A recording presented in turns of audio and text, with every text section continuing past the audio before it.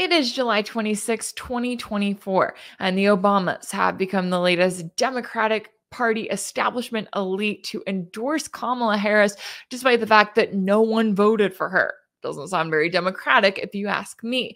But when we look at the timeline of things, the way that everything played out, the fact that the DNC convention is so much later this year than it normally would be, the fact that the debate schedule was notably changed, that we had to have that debate ahead of the conventions, the fact that Biden's performance in that debate suddenly drove all of the media and top Democrats to claim that he needed to drop out of the race after they had spent years and years insisting that he was fine and that no one should be criticizing him.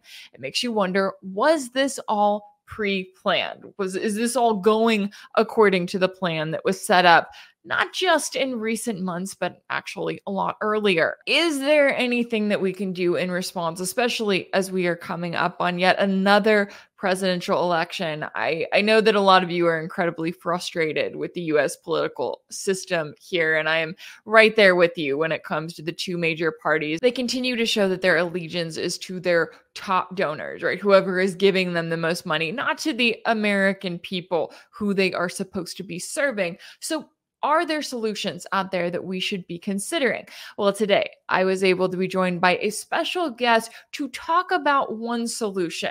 That is a solution in which you are able to team up with others around you who may not be as like-minded, right? You may be on opposite sides of the spectrum, but it's possible for you to come together to ensure that neither of your votes go to one of the major two-party candidates, and we don't continue on with this uniparty here in the United States. We discussed all of the latest and what you can do earlier, so let's take a listen to that conversation now. Joining me now to discuss is Sam Husseini, a veteran independent journalist and writer at husseini.substack.com. Sam, thanks so much for taking the time to join me. Thanks for inviting me, Rachel. Now, I want to get your take on the latest here, as it has been a crazy 2 weeks in the U.S. political world, to say the least. And after weeks of speculation, Biden announced that he was dropping out of the 2024 race last weekend, only to then endorse Kamala Harris to take his place. And since then, she has been endorsed by, all of the Democratic Party elites, right? The Clintons, Pelosi, and now the Obamas, all even though no one voted for her. Did any of kind of what has unfolded over the last week come as a surprise to you? Well, I've been writing quite regularly over the last several weeks, beginning with the debate, that there's a plan in play here. All debates have been done after the conventions, and the Democratic and Republican establishment have spent decades ensuring that and putting in place their commission for presidential debates, and that only it could run the debates and so on. Suddenly they tossed all of that out the window. Never happened before. Why'd they do that? No reason was given. And the other anomaly that I saw, even before all of this transpired, was that in every other year that I could find, the Democratic and Republican conventions happen back to back. Like, one will happen one week and then the other will happen the next week, and they alternate. Every 4 years, 1 year the Republicans goes first, 1 year the Democrats goes first. This year, the Republicans go first, and the Democrats don't start for another month. Completely unprecedented as far as I can find. And I went back and found out when they announced when the conventions would be, and the Republicans announced when their conventions would be in 2020, and the Democrats in the spring of 2023, so more than a year ago. There was a plan. There was a plan in place in order to have Biden step aside. Now, why did they execute this plan? The Democrats, the DNC has rigged primaries for the last, certainly in 2016 and in 2020. There's a fairly good understanding in progressive and other circles about that. Here they outdid themselves. They rigged the primaries by obliterating them completely. There effectively were no primaries. There were no primary debates. They heralded that we have an incumbent president, and how dare you say that there should be debates. We have to get behind our president, and da-da-da-da-da-da-da. And then they have an early debate where they can predictably highlight, suddenly they all recognize his mental limitations, which they've been denying for this entire time. So time to shuffle him off the stage.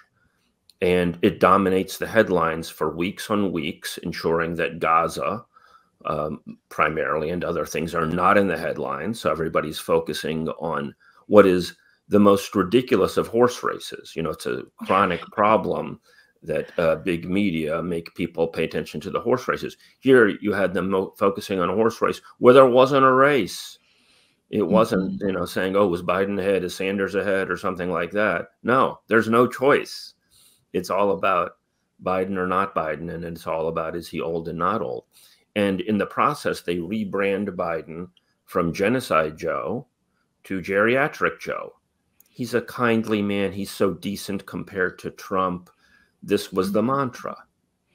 This was a plan by the DNC to fulfill their purposes, which is effectively the destruction of democracy, no primary process, no actual debate. You know, if Joe Biden had in 2023 said, I'm old, I've done my bit, I'm out, I'm passing it to a new generation, you would have had some semblance of debate within the Democratic Party, and you might have had some people throwing their hat into the ring to say, "Oh, this genocide is awful, and we're going to stand up to it, and we got to." And you would have had that as part of the political process. Elections are supposed to be about issues and about bringing forward issues. All of that was avoided by the process that they put into place. It's brilliant, really. I think that people misunderstand what the establishment is. They think it's bungling. It's not bungling. They had a plan. They executed it very well. They now have everybody behind Harris after all these people spent their time saying, oh, the Obamas are going to undermine Harris. Oh, da, da, da, da. And people spent all their time and effort critiquing the machinations of this instead of realizing there's a plan. And part of the plan is to take your eyes off of Gaza. And part of the plan is to get everybody behind Harris, rebrand her as progressive, even though she's been an adamant supporter of Israel forever and a day, and get everybody behind her to collapse whatever significance there was of the uncommitted movement and other movement. Elections have been movement killers. Right. Mm-hmm. It's a way of stuffing everybody back in their partisan boxes. So, and to cut off independent thought, meaningful thought, serious scrutiny of the candidates, because very few people can say, okay, I got to vote for this person, but they're really bad in this way, this way, and this way. People end up rationalizing and saying, oh gosh, I hope Harris does the right thing. And, you know, it's the best shot we have for a better future.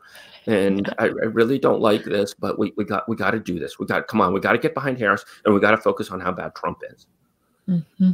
That's what the DNC is banking on. And that's why I have a solution to all of this. I think we've discussed it before, Rachel, which is my vote pact strategy. Disenchanted would-be Harris voters and would-be Trump voters should pair up and both vote for independent candidates that more reflect their beliefs. Would-be Harris voter can vote for Jill Stein or any other left-wing party, Greens, whoever, socialists, and the would-be Trump voters can vote for the Libertarians or Constitution Party or whoever. This means that people need to get together instead of being playthings of Fox and MSNBC, and need to organize themselves in a way that responds to this continual diabolical machination and manipulation by the two-party establishment. Yeah, and I think it's more apparent than ever, right? As you were laying it out there, and I would encourage people to go check out your Substack because you do have those convention dates laid out there, comparing it to years past. And it's like, yeah, we don't normally have an entire month between the two with this reports of a virtual roll call and all of this extra stuff that the DNC was adding in there. And it just made me think, I mean, if they had legitimate primaries, legitimate primary debates, then you would have seen Biden at least close to what he was in June, right? If not the same. And maybe that would have given voters a chance to kind of say, okay, he's not up for another term. Let's choose someone else. And they at least feel as though they have a choice, right? As they felt as though, in 2016 and 2020, maybe they did, or maybe they were supporting Bernie Sanders and very quickly realized that that's not how this works. You're going to get the establishment candidate no matter what.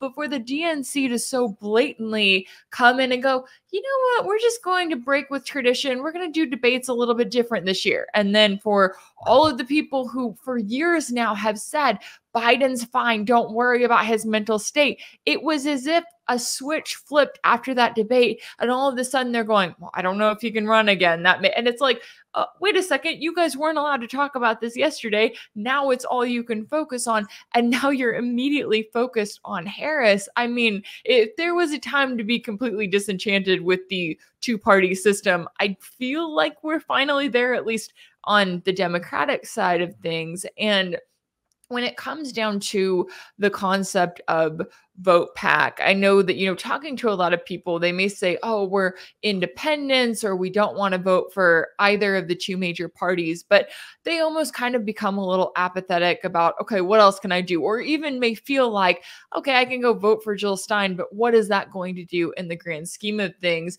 What is your hope for raising awareness through trying to get people on board with saying, okay, not only do you have other choices, but ultimately it's about making people realize the power that they can have with strength in numbers by looking at those alternatives. And also, as you were saying, talking to each other about, let's talk about, who we're going to vote for, what options we have, instead of just doing the same old, same old. Right.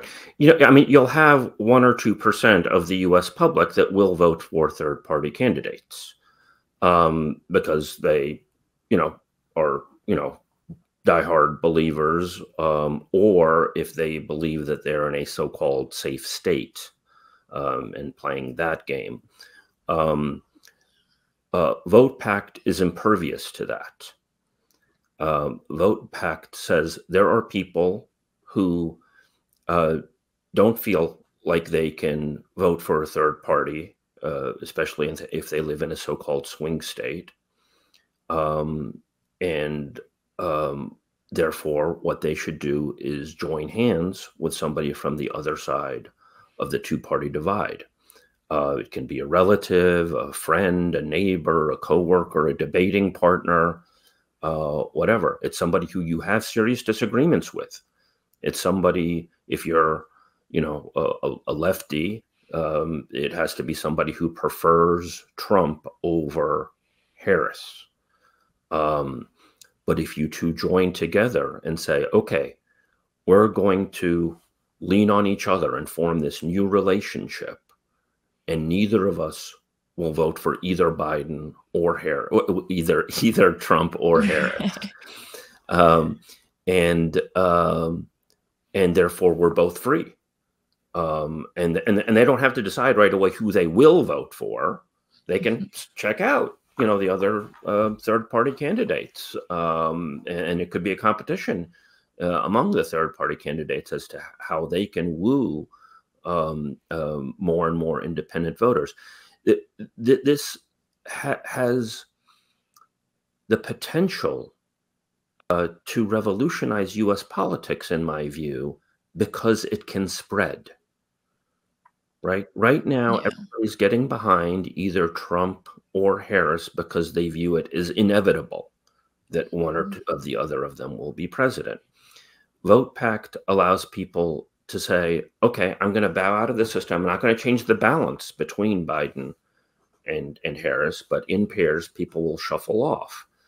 And that's all well and good. And those people will be able to think more clearly because they won't be voting for somebody who they have fundamental disagreements with. You know, if you're non-genocidal, it's probably good for your mental health to vote for a candidate that's genocidal. You know, just, you know, in my humble view.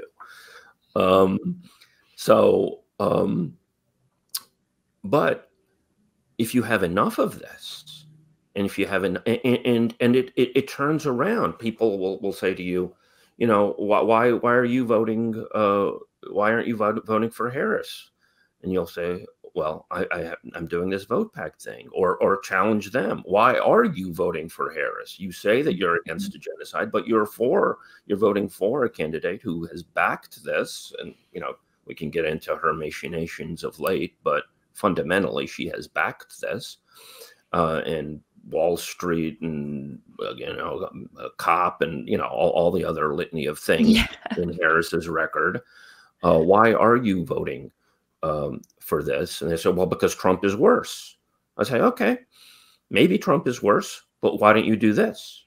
Why don't you do a vote pact? You're not going to help Trump. Okay, so we're taking that off the table. You're not going to help Trump. You vote for somebody. You vote for who you really want by pairing up with somebody who does want to help Trump and stopping them from helping Trump. You're helping your friend. You and a friend can both pair up and both get off your addictions. Right. To the two-party system. Right. It's like a, you know, it's like an AA for, you know, it's a vote buddy. Or you have a counselor and you help each other out, and they'll help you ensure that you don't vote for a genocidal Democrat, and you'll help them ensuring that they don't vote for a genocidal Republican, and you'll both be better off for it. Your personal relationship will be enhanced with them, and you'll be able to spread this to other people. That's the vision of Vote Pact. It's a peaceful revolution from below. It's transpartisan, and it's fundamentally, you know, love over fear and hate, because right now the system is using hate and fear to keep itself in place. That's what it's been doing for years. You got to hate the other guy. That's what MSNBC and Fox and all of these other media spew day in and day out at the American public. And this is saying, no, I'm not going to love and fear. I'm going to get beyond the system, reach out with somebody else who I disagree with, and be a mature adult. and we will still have our disagreements, but we will vote against the duopoly together, and we'll build up the alternative parties as they exist now. And this is a path for getting better alternative parties. Once you have a path that says, hey, you know, we don't have to be stuck in this mindset, and you could have people who could actually become president by bringing together the anti-establishment forces on the left and the right. That's a path for an actual winning anti-establishment candidate, which I think the American public deep down inside is hungry for. They just can't get it because they've been trapped. Right. And I'm with you. And I think I think it's a really powerful idea and concept, especially given the situation that we're in, where, I mean, I have friends on either side that have said some version of that, right? I'm not real wild about Biden or Harris, but I don't want to vote for Trump, and I feel like I need to have a protest vote about Trump, or the other way around. I don't like the Democrats, not real wild about Trump, but I feel like I have to vote for him in order for, you know, Republicans to stay in office. And it's like, okay, where is that getting us? And just being in a situation where we do have Israel committing an all-out genocide in Gaza, we've got the U.S. supporting and funding that. It almost feels like now is the perfect time to have this conversation, because you look at all the top candidates and you think, okay, well, they're all going to continue this endless support for Israel. They don't want to have a real, genuine conversation about the Palestinians. And then you look to people like Jill Stein of the Green Party and Chase Oliver of the Libertarian Party, party, and they've been much more upfront on this issue, being willing to call it out for what it is. And the timing of that is so notable because, of course, we have Kamala Harris coming out this week after her meeting with Netanyahu and claiming that this war needs to end, right? That she's not going to stay silent anymore. And I look at that and I go, oh, she doesn't want to be the next Genocide Joe, right? She knows that she's got to play the optics a little bit better, but at the same time, she's not going to stop any support for Israel. How do you view the latest rhetoric coming from Harris specifically, but also, I guess Trump could kind of be thrown in there? I mean, does it seem like either of them would do anything different than what the U.S. is currently doing when it comes to enabling this genocide? Well, I think that her statement, I think her exact words were, "It's time for this war to end," indicate additionally that this was planned. That, it's like stages of a rocket. And now the stage is that she's pushing Netanyahu, at least rhetorically, to end it. Now, months ago, people might remember her big soundbite was, "Oh, we want a ceasefire," and then she paused for a long pause and said, "For 6 weeks." Yeah. So I wouldn't be at all surprised if at some point they did have Netanyahu do a ceasefire for 6 weeks prior to the election to make Harris look like a great and powerful and dignified and humane statesperson.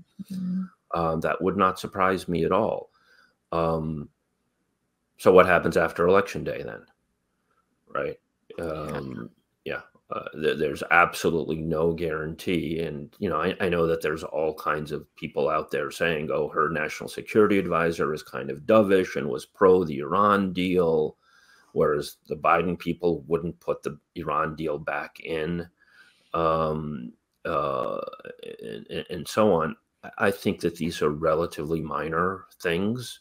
There's every indication to think that she will continue to massively back Israel. She continues to parrot the line, Israel has a right to defend itself, which is code for Israel is not bound by the Geneva Conventions, because legally Israel has no right to defend itself from a people it is occupying. It has a right to defend itself from Iran or whoever. It does not legally have a right to defend itself from the Palestinian people, which it is occupying. No occupying power has such a right.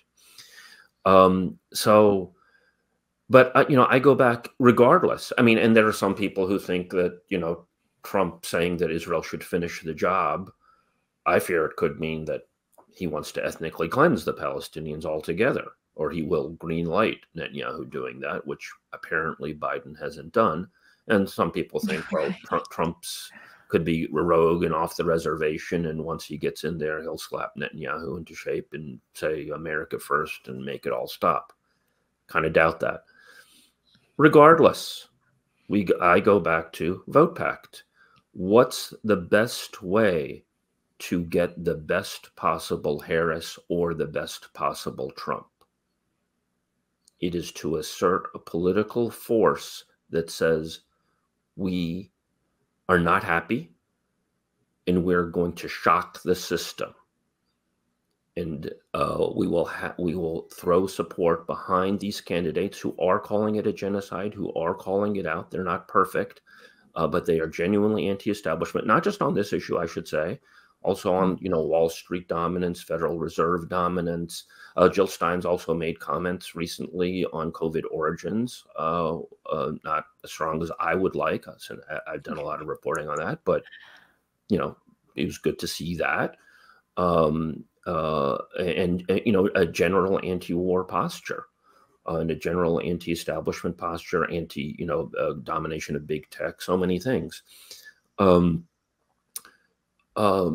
That doing that as much as possible puts significant pressure on either a high President Harris or a President Trump, more so than getting behind them. You get behind them, you're their slave.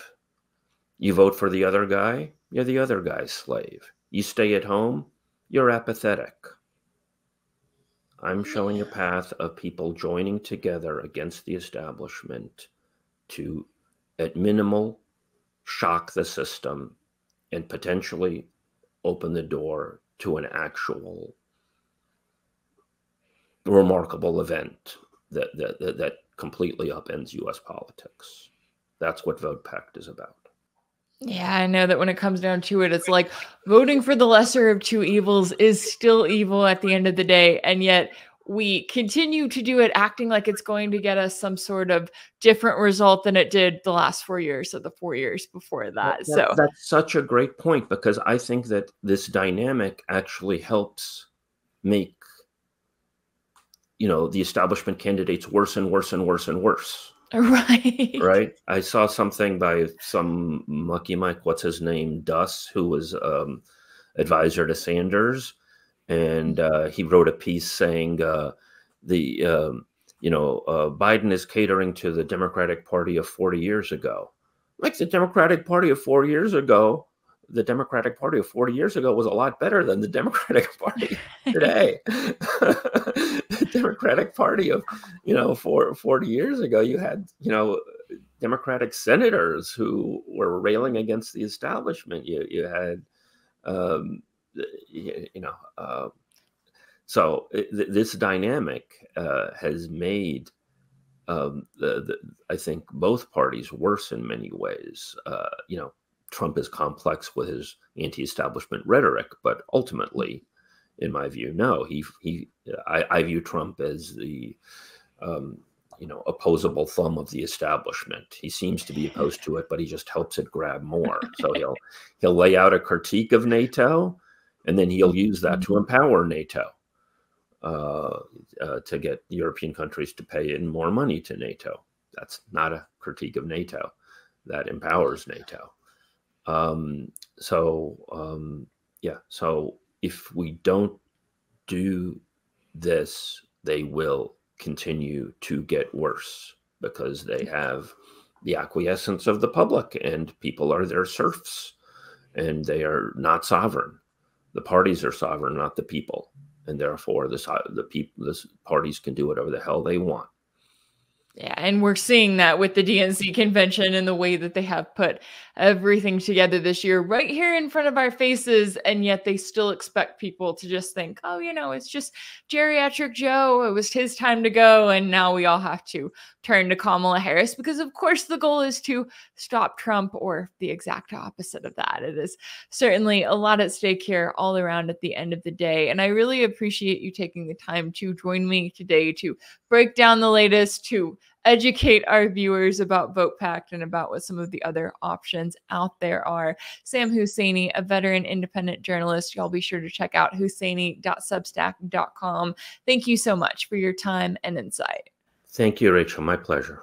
If anything in this video resonated with you, be sure to like it, share it with your friends, leave a comment. And as always, don't forget to subscribe. And if you want to keep up with all of my work, make sure that you're subscribed to my page on Substack. That's rachelblevins.substack.com. If you want to support my work, you can also check out my page on Patreon. That's patreon.com/rachelblevins. That's where you can sign up as a monthly paid subscriber and join the community there. As always, thank you all so much for all of your support, and I'll see you next time.